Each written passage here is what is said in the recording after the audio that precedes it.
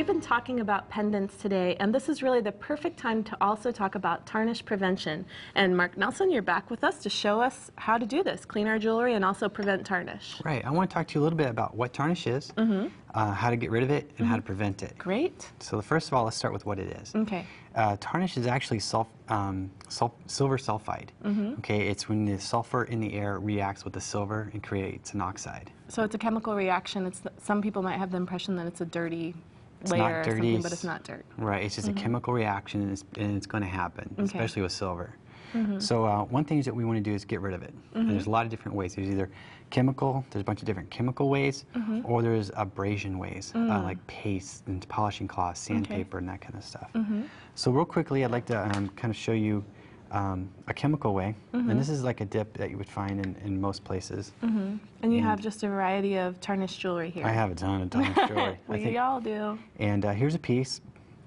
And if I just dip it in here, it's going to happen really quick. And you can see, you know, it comes off right off. Okay.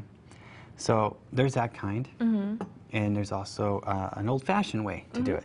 What we can do is we take this ribbon here, and this will create an electrochemical reaction. This is aluminum pie tin and baking soda. And we're going to take some hot water, and we're going to cover the piece in there.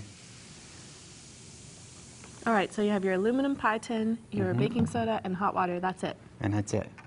And it's really important that the silver contact the aluminum, because the sulfur is actually attracted to the aluminum more than the silver. Oh, okay. So it's like, see you later, silver. I'm going to go over to the aluminum. And you might have to do this a couple of times, but it's already starting to look just a little bit better. Right, and you swish it around there a little bit, or would you just let it sit? I just let it sit, and I might have to do that a couple of times, especially if it's really, really thick on there. Is it important to rinse that piece off in between the dipping it back in, or does it matter? Doesn't matter. Okay. Doesn't matter at all. And then you always have the old soundbite of an abrasion method, where you can take a polishing cloth and just rub it, or a polishing wheel or something like that. Right. That's a really quick way. And even when you're traveling, you could just stash a silver cloth in your bag. It's a great way to do that. And so that's kind of ways to get rid of it. And some ways to prevent it. There's a bunch of different ways. And if you look over here, there's tarnish bags. This is an old piece I made, and it's in an anti-tarnish bag with an anti-tarnish strip. Okay, so this little piece of black paper in there is actually preventing the chemical reaction that creates tarnish? Exactly. It's absorbing all the sulfur. The bag is doing the same, so I'm kind of like doubling up. Okay. And this box over here, I have a really old piece. And here I use a cloth called Pacific cloth or silver cloth. And it's been around a very long time. It's in a lot of antique silver sets, and it's where, you know, all the jewelry gets laid into. Oh, yeah. So you would just cut this piece to fit. And now, is it important to keep this airtight? Or if you can. The best scenario would be to keep it airtight.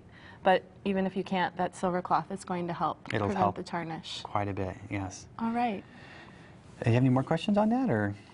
Well, I think that since we've been talking about pendants, you know, a lot of people get the tarnish, especially on the back.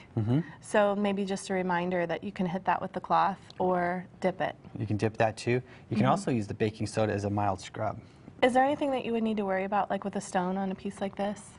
It depends on how you do it. You definitely do not want to dip things like that in a dip. Okay. Especially like turquoise, pearl, and that kind of stuff, because this is kind of caustic, and it will eat through that. So stick to your milder methods like the cloth or the aluminum baking soda. All right, well, those are great tips. Thank you so much, Mark. You're welcome. And we'll be right back with Crystal.